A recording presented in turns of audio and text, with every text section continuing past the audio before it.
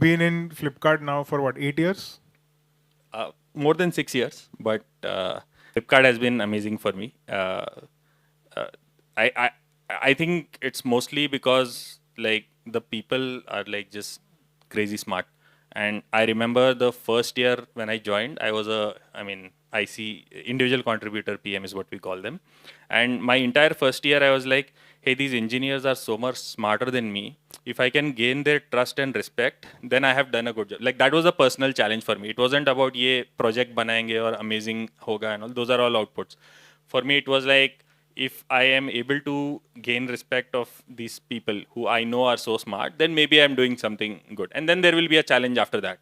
So that was my first year. And actually, for the last 5 years, I've been trying to build 0 to 1 businesses within Flipkart. So I've actually not for the past 5 years, I've not worked on the core Flipkart app. So yeah, I've built like 3, 4 businesses. Most of them have failed. The current one is the one that sort of stuck. So, tell us about your favorite time at Flipkart. What is it that you've built that you're most proud of? Yeah. I remember you'd ask like what are the things you're proud of, but if I look back like for these whatever 10, 12 years, right?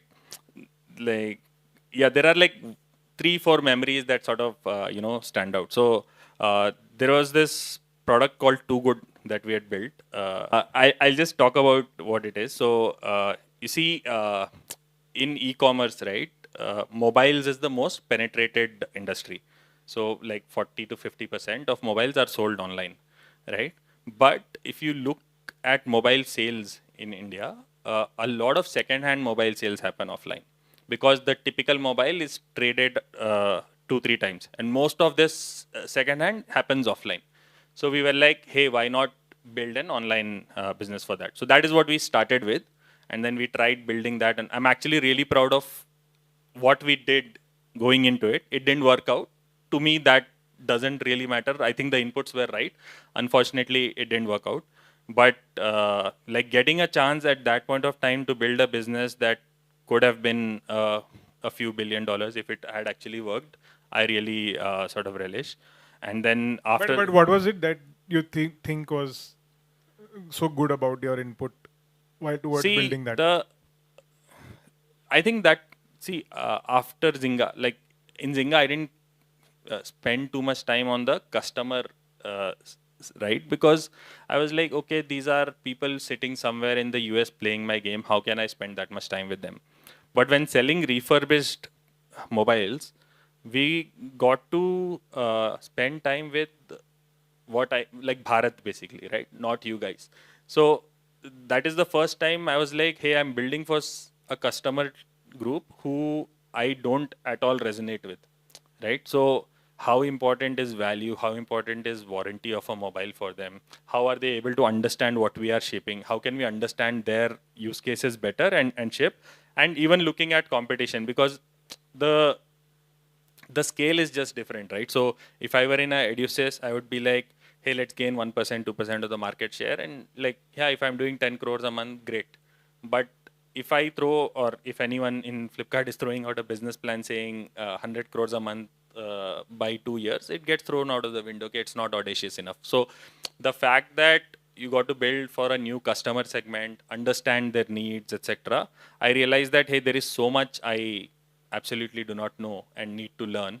And yeah, that has been like a great learning experience because it's not just about shipping a product, like shipping it with the complexity of within an org, right? See, cat and all prepare you for IQ or test your IQ, honestly, right? But when you get in and you are working, you realize that you are actually spending, especially in product management, you are spending a lot of time with people, understanding what motivates people, how you can influence them, how you work with them, and build trust and collaboration is so important in the success of a product than just IQ. Yes, you have to get your customer need right, you have to understand the strategy, etc. But to be able to work in a team and navigate people and work through tough times, that I think has been a great learning experience.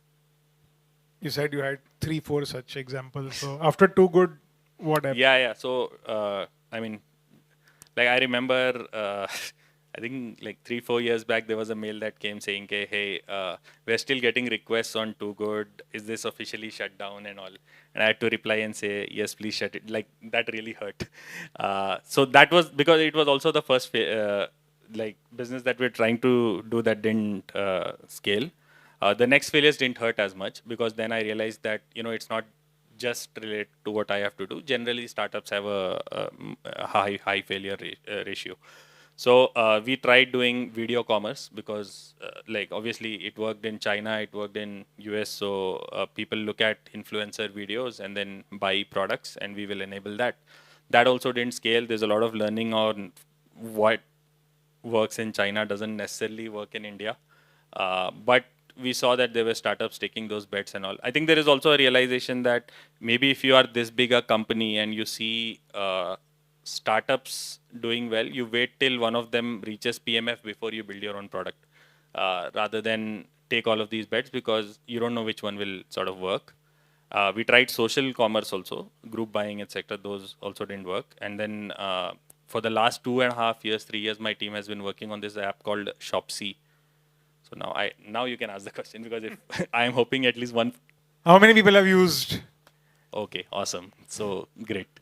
So yeah, that is the app me and my team have been building for the last 2.5 years. So this is again for the same target group that we are not the Amazons and Flipkart that you guys will be buying on.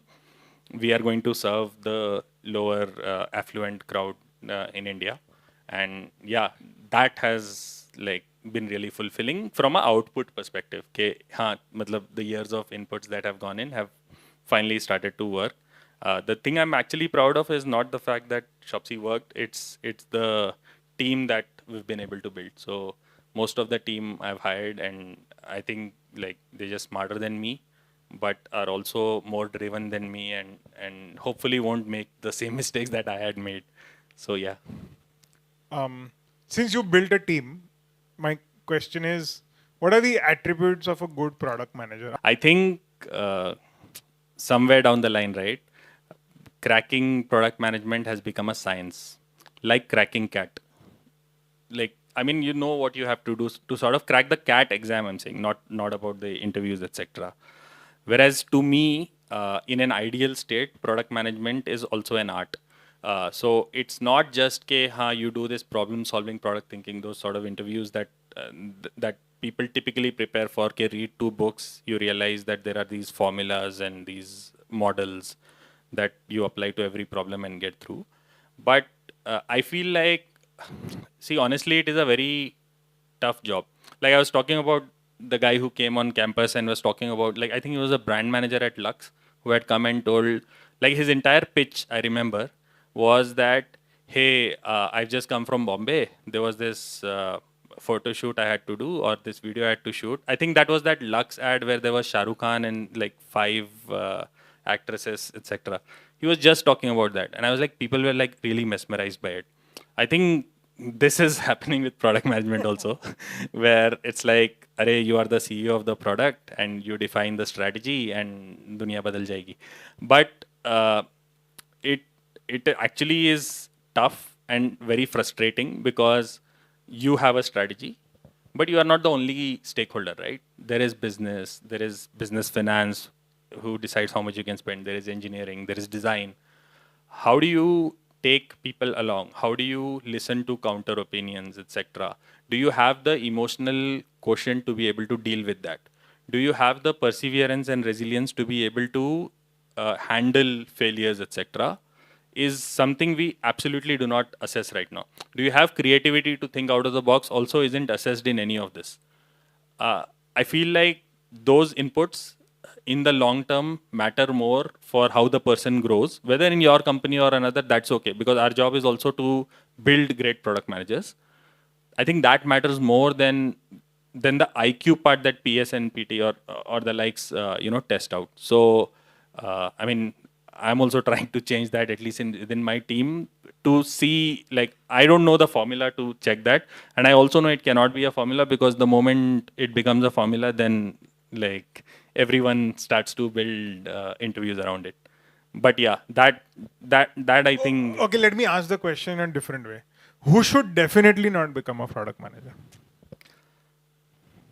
See, if intelligence is all you will bring to the table, then yeah, like that'll get you in, but that won't help you succeed. Like I remember a lot of, like I've seen a lot of product managers who are really really smart, and then they face difficulties not related to how they are thinking about the problem, but how people are reacting to it, or like whether the problem actually gets to market or not, right? And then they just lose it because they're like, hey, what is this? Or they think about it and they launch a product and it fails and they cannot handle that failure despite us telling, hey, that is okay. Because I have a lot of examples of failures, honestly, from my own career, right? But they can't handle that. They haven't seen it.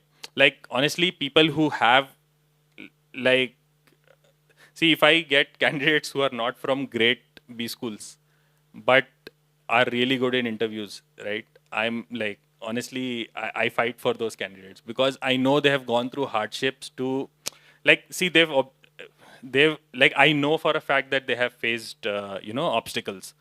Uh, Everyone will at some point of time. I think I'm grateful that I was able to face it earlier in life. I know I'm going to continue facing it, but I think now I have the emotional maturity, etc., to recognize that it is a failure. Also, have gratitude that I have faced that in the past and I will be able to overcome. People who have had like this resilience and hunger, these are things that will really, I don't think it's just necessary with product management, but I feel like that part will really hold people to be successful.